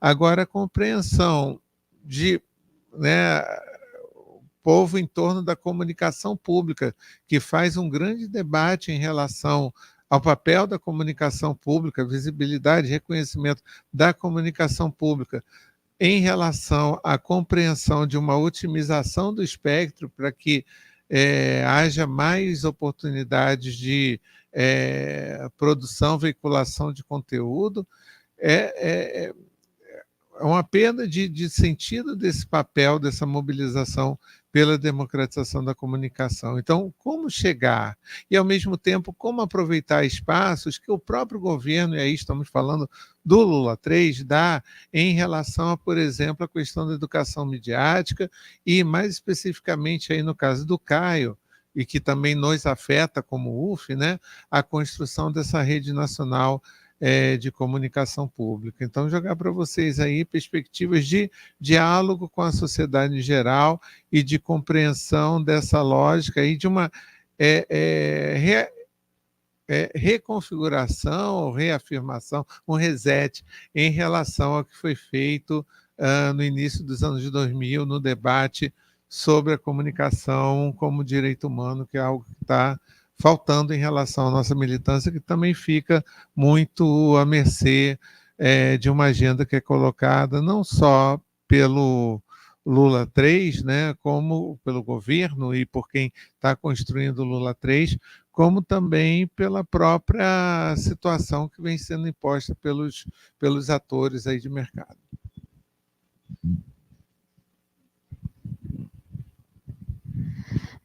Bom, sobre comunicações de geral, enfim, eu trabalho mais com telecomunicações, né? Então, se comunicações já é difícil, imagina falar de telecomunicações, né?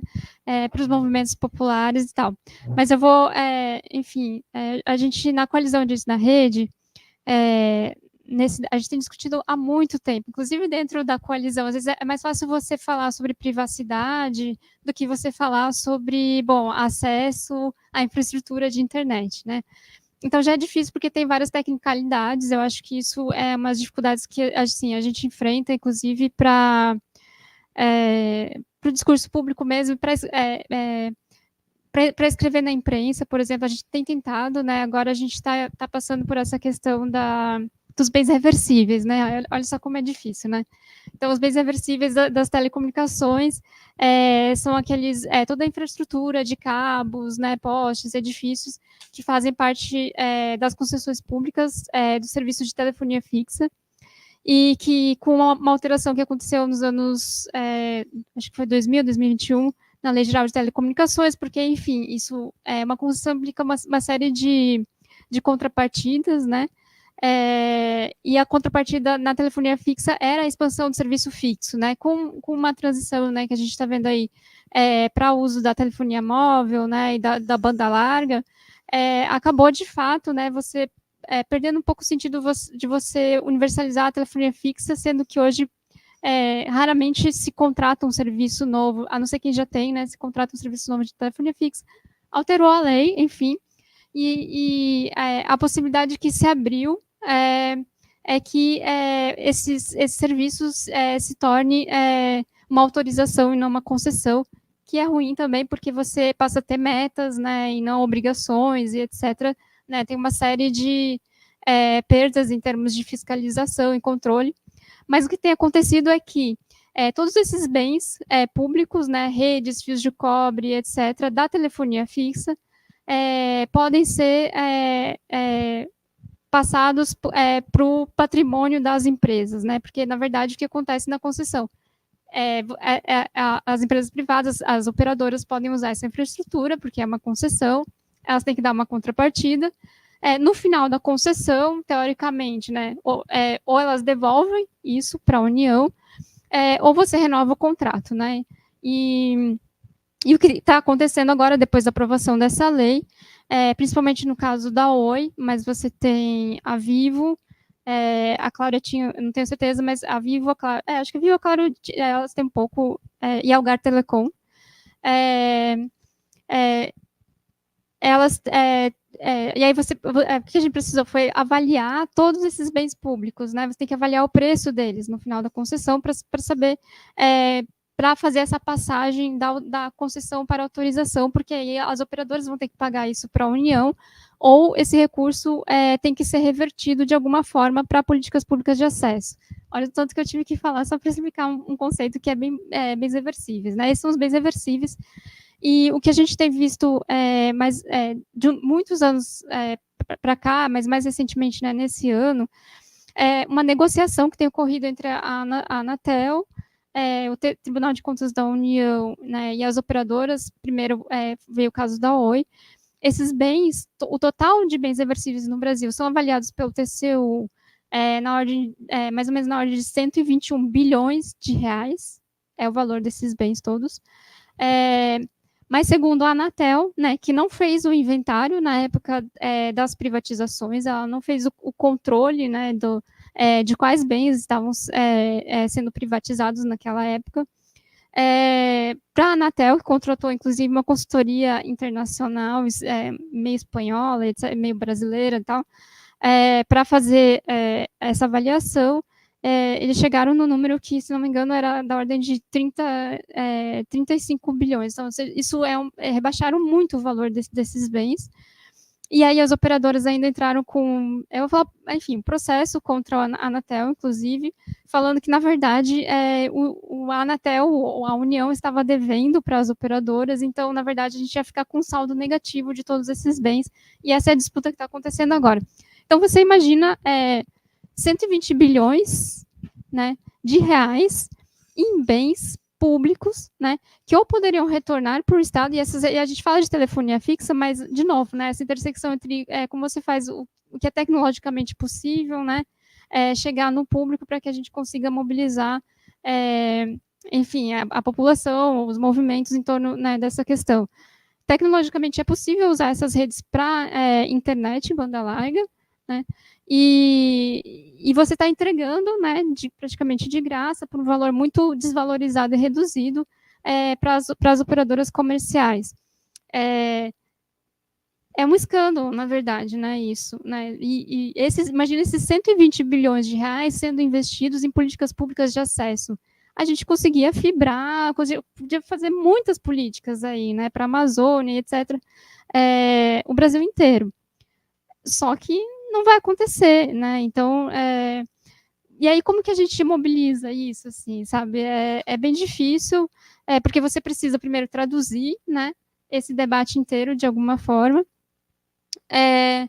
e articular, né? E isso demanda também tempo e, enfim, uma certa... eu até ia perguntar para o Juba, né, como que eles fazem incidência no Ministério das Comunicações, porque como assim, né, você não tem rádio digital no Brasil? Não tinha essa informação. Mas então você precisa mobilizar de alguma forma. Mas eu acho que, assim, o cenário é bem difícil, porque é isso, a gente perdeu essa noção de direito, né, a comunicação como direito. É muito difícil você, inclusive, falar a palavra público, né. Eu que, enfim, geralmente dialogo com alguns representantes dos ministérios, inclusive não só das comunicações, né. A gente teve uma conversa, acho que com o Ministério das Periferias e tal, e a gente estava com uma super ideia de usar recursos, acho que do FUST, né, que é o Fundo de Universalização dos Serviços de Telecomunicações, que é outro fundo público, né, que vem a partir de um imposto que as operadoras pagam, e aí ele reverte para esse fundo, que deveria ser para a universalização das telecomunicações, devido a alterações na lei. Agora ele pode ser usado para outras tecnologias também. Mas, enfim, usar esse recurso para, por exemplo, passar fibra por baixo, né, nas periferias, porque qual que é um dos argumentos, né, a retórica, vamos dizer assim, né, das operadoras para não levar internet de qualidade, né, nas periferias e comunidades dos grandes centros urbanos, é porque você tem o tal do gato net, ou você tem roubo de infraestrutura e etc. Mas a gente propõe, então, vamos passar por baixo, né, já que você tem hoje alguns projetos de investimento, né, nessas comunidades, nessas áreas urbanas, de eletricidade, né? Então, se você vai passar eletricidade, você passa um cabo também ali. E a gente teve toda essa conversa, né, com o Ministério das Periferias, e aí a proposta que, enfim, a gente fica sabendo o que aconteceu depois, é colocar o que a gente chama de bolsa internet, né, enfim, no pacote aí de auxílio, eu já nem sei, auxílio, não é mais Auxílio Brasil, enfim, você colocar, você dar algum recurso a mais para que as pessoas contratem, né, de uma operadora o serviço, o que não resolve no longo prazo, né, o problema do acesso. Oi?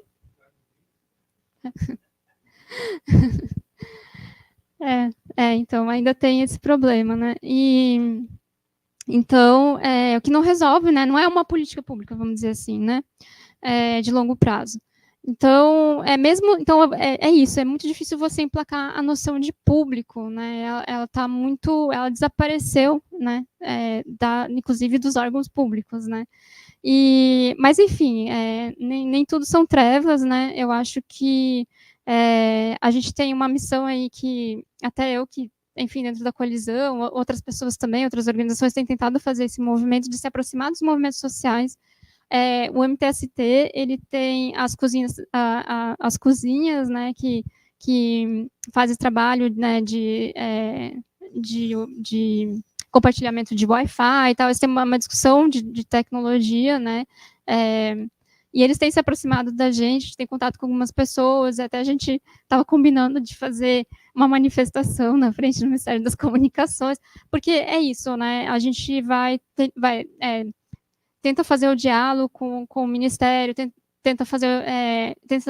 encontrar alguma entrada dentro da Anatel, tenta judicializar, nesse caso dos bens reversíveis, a gente entrou com vários processos e ações, e todas elas foram negadas, enfim, né, a gente perdeu todas, então a gente tenta judicializar de alguma forma, mas chega uma hora que tem um limite, então você tem que, enfim, tentar pelas vias, assim, mais tradicionais, vamos dizer assim, né, vamos para a rua, então, porque, enfim, a gente precisa chamar atenção para esse problema.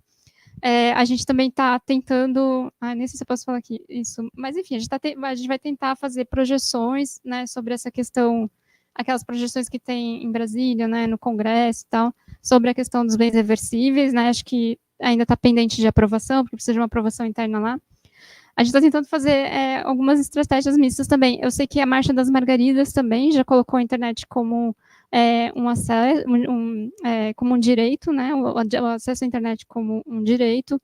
Então, alguns movimentos, acho que, como eu tinha falado, acho que principalmente depois da pandemia, assim, acho que isso chamou um pouco a atenção, né? Que é um direito, é essencial, um serviço essencial, né? Para você garantir outros direitos, né? E aí, como eu falei também, e onde que a gente entra, acho que também faz parte da pergunta, né? Quais são as brechas, né, institucionais?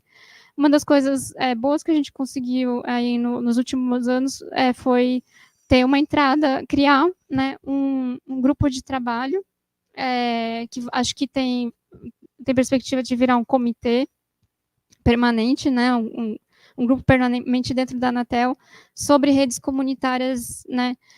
Então, isso foi assim muito tempo, acho que desde 2022, tentando em diálogo com a 21, acho, 21, 22 em diálogo com a Anatel, e eles não reconheciam, eles não sabiam o que era rede comunitária, eles não sabiam, achavam que eram 6 gatos pingados de pessoas, de comunidades querendo fazer a sua internet e enfim, dividir o sinal.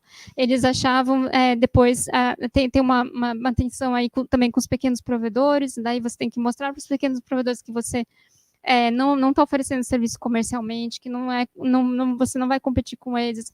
Foi todo um processo de discussão até que a gente conseguiu finalmente criar esse grupo dentro da Anatel, né? E agora acho que os primeiros projetos vão sair de uso dos recursos das multas, né? Para você investir em projetos de redes comunitárias. Então, isso, enfim, só para não fechar aí numa coisa meio apocalíptica, fim do mundo, antropoceno e tal.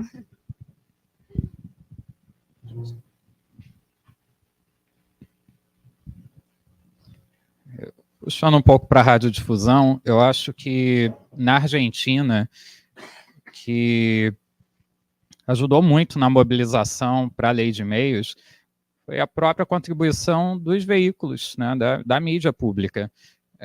Havia uma campanha esclarecendo a população sobre isso, enquanto no Brasil a gente tem o contrário, no noticiário o tempo todo dizendo que regulação da comunicação é censura.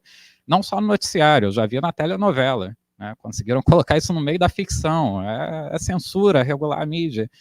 Então a gente tem que fazer uma contra-campanha, né? Os coletivos, os movimentos sociais pela democratização das comunicações, como o FNDC, o Coletivo Intervozes, produziram materiais muito importantes, mas aí eu também faço autocrítica, que eu me insiro no movimento social, né, que nos últimos anos surgiram assuntos tão urgentes quanto, como a neutralidade das redes, como a proteção de dados pessoais, que acabaram tomando, né, os holofotes. Então, eu acho que a questão da radiodifusão pública ficou um pouco de lado. E a gente teve a transição, era natural que, para resgatar, reconstruir toda uma política que foi desmontada, né, na gestão Temer, na gestão Bolsonaro, é natural que levasse tempo, mas já está levando tempo demais para a EBC voltar a ter um conselho curador, né? Foi a primeira iniciativa do Michel Temer foi acabar com a regulamentação que criava o Conselho Curador da EBC. Aí a gente tem hoje um limbo, né, trazendo agora para educação, para comunicação educativa, a gente tem um limbo porque a lei que criava a EBC diz que tem que ter o Conselho Curador. Depois teve uma portaria dizendo que toda rádio, toda TV educativa tem que seguir os mesmos moldes daquela lei que criou a EBC. Mas o Conselho Curador da EBC foi extinto. Então, a gente tem que ter um Conselho Curador, mas baseado num conselho que não existe mais. E a EBC tem um movimento, né, os servidores estão sempre pautando essa questão, mas ainda não se pode evidenciar muito, porque pode fragilizar o governo, mas já está passando muito tempo. Daqui a pouco muda de governo, né, e a gente não tem nada consolidado, nada formalizado institucionalmente sobre isso. E faço também autocrítica para o nosso campo de pesquisa. A academia está muito voltada para interesses outros, né? Eu, uma vez, estava no encontro regional da SET, a Sociedade de Engenharia de Televisão, e teria o lançamento de um livro de pesquisadores muito importantes do campo sobre o processo de migração do AM para o FM. Quando eu vi na contracapa do livro, patrocinador Abert. Ora, o conflito de interesse está na contracapa, já está declarado ali, né? Nem vi o livro. Mas, recentemente, vi um artigo também interessante, que abordava a sustentabilidade das emissoras educativas, indicando possibilidade de captação de recursos, apoios culturais, né? Mas o título do artigo era Modelos de Negócios para Rádios Educativas. Ora, rádio educativa não é negócio, chama de sustentabilidade, né? Menos feio. Mas também acho que não tem que buscar propaganda, publicidade institucional, apoio cultural, é dinheiro público, né? Uma emissora pública não pode ficar sob interesse de quem está patrocinando, de entes privados, né? Então, nessa perspectiva da complementariedade do sistema público, privado, estatal, eu penso que tem que ter aí uma reconsideração, né? Porque muitas vezes há uma inversão de valores, inclusive no nosso próprio campo de pesquisa. Muito grato, Cris e Caio. Eu vou arriscar rapidamente uma resposta, me permitindo aqui ir um pouco além do meu papel de mediador, evocando uma frase do célebre Karl Marx, que dizia que as ideias dominantes são as ideias da classe dominante.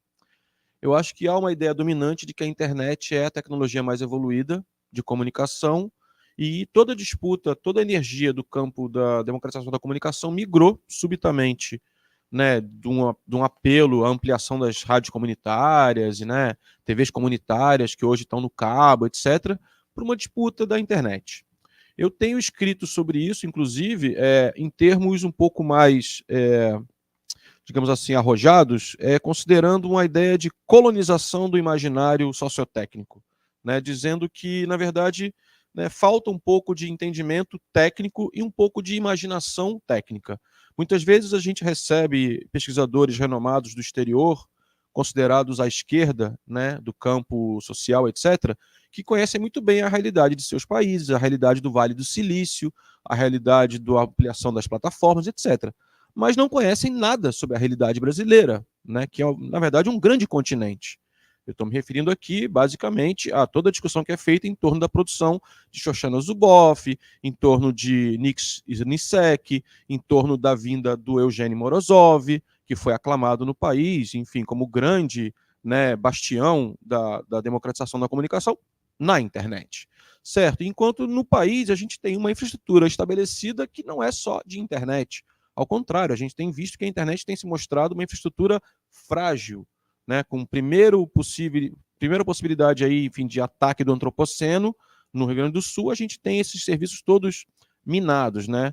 Enfim, eu não quero me alongar sobre isso, sobretudo porque isso é tema da palestra que eu devo levar adiante na sequência, pedindo, então, agradecendo a presença, porque a gente já vai no avançado das 4h30, o professor Sérgio Amadeu tem compromisso também, então a gente pode continuar esse debate na sequência da apresentação do professor Sérgio Amadeu e minhas, E agradecer demais, então, as contribuições feitas à mesa, enfim, em torno da regulação e da inovação, que era um pouco essa proposta, agradecendo a pergunta e a provocação do professor Adilson e da audiência em geral, e pedindo um pouquinho de paciência pessoal para a gente encaminhar aqui a segunda mesa com a chegada da apresentação do professor Sérgio Amadeu e da minha apresentação. Muito grato.